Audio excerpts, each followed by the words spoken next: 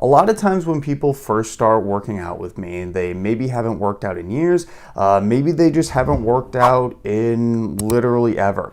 And they ask me, how long is it going to take me until I can actually start seeing some results?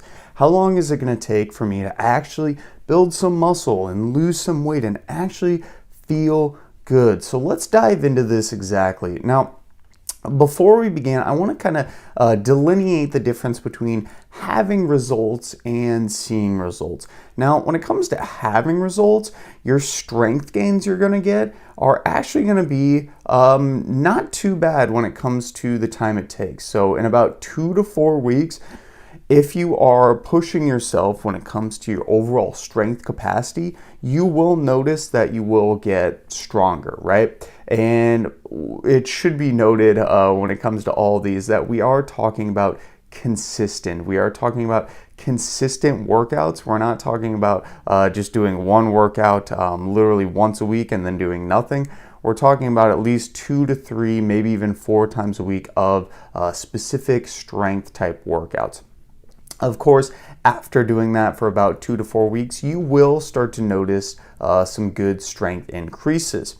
Now, when it comes to muscle gain, unfortunately, on the other hand, this is going to take a little bit longer. Usually people, when they're starting out and they're hitting the weights really hard, it's going to be about 4 to 8 weeks roughly until you start seeing some muscle gain. And this is when we're talking about having results, right? So you might not actually see that on your body so far when it comes to strength, but you will actually have those results. You will be gaining a little bit of muscle, and a little bit of muscle will go a long way. When it comes to fat loss, actually getting results when it comes to a fat loss sense comes pretty quickly. And even after just a week of being in a calorie deficit, you might actually be able to kind of get some results and notice some stuff on the scale. When it comes to endurance training, so this would be something like maybe running or biking or something along those lines. This is going to come after about 1 to 2 weeks of endurance training. It's interesting, and I think this is kind of anecdotal for myself. I can gain endurance, like I can gain running and aerobic capacity very, very quickly, but I also lose it very, very quickly. When it comes to strength, my strength is kind of always stagnant, but my strength is also not as good as my endurance. So maybe that's just something for me personally. I don't know. It's hard to say. But on the flip side, so let's dive in. You have these results, but when are you actually going to see them? And I think seeing them and feeling your strength and actually seeing and feeling yourself be lighter, whether you're looking in the mirror or somebody notices you and says, oh my gosh, you know, you've lost so much weight or you look so much stronger. When are you actually going to see results? So the interesting thing about this is that you might never feel like you are losing weight. You might never feel like you are actually gaining muscle. And that's the hard thing about all of this, is that as we just discussed, you will likely have results. You will likely get results, but you may never see them. You may never feel like you truly have them. And this is really because you see yourself every single day.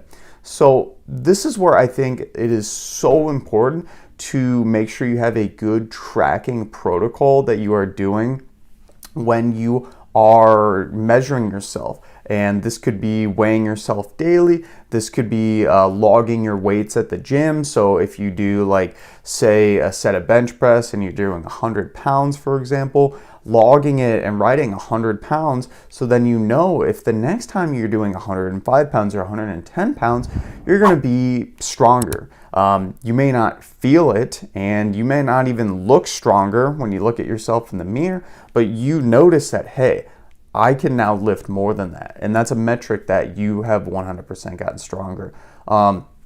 Some other ways too that you can actually measure your body areas. A DEXA scan, this is basically going to be a scan of your entire body, and it's going to tell you where your water weight is held. It's going to be telling you where your bone mass is held. It's going to tell you where your muscle mass is held, and it's even going to tell you where your fat mass is held in your entire body. So it's a really cool thing because you can literally see that, oh my gosh, I have so much more fat and not as much muscle in my left arm versus my right arm is way more muscular.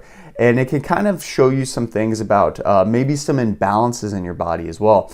I haven't personally gotten one of these done, but I would like to at some point in the future. And just know they're a little more expensive in addition to a bod pod. A bod pod is also fairly expensive.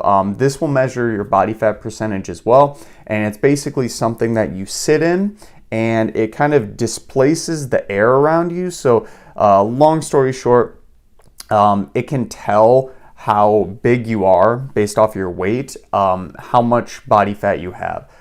Look up bod pod online. It's basically this giant egg-shaped thing, and it can tell you your body fat percentage as well. Just talking about, of course, another way to track it. Body fat calipers, those are little things that you can actually pinch on your skin, and it can give you a rough estimate of your body fat percentage. Those aren't the most accurate, but if you are really good with one of those, you can kind of do them consistently. So it can be a way for you to track overall what your trend is, right? And then, of course, bioelectrical impedance analysis. This is something where if you are standing on a scale or maybe you are holding basically this thing, I can't even describe it right now, but it's basically like a giant game controller, and you hold it and it has these pads, these electrical pads that send a shock through your body. And when it does that, it can trace how much water you have in your body versus how actual much weight you have, which you put it on the scale. And from that, it can tell you a rough estimate of your body fat percentage. Those aren't too accurate as well because you can really mess with what your body fat percentage is based off of how hydrated you are. So if you're really, really hydrated, it's going to mess up that scale as well. And then, of course, the good old tape measure. So you can take a tape and just measure your different body parts. All of these are great ways to kind of measure and track progress when it comes to your overall body composition. And feel free to go look online for more in-depth analysis and tools of these as well, just to give you a little more perspective. Go ahead and like this video so far if it's given you some value and if you learned something new. But just remember, at the end of the day, you will get results actually very, very quickly.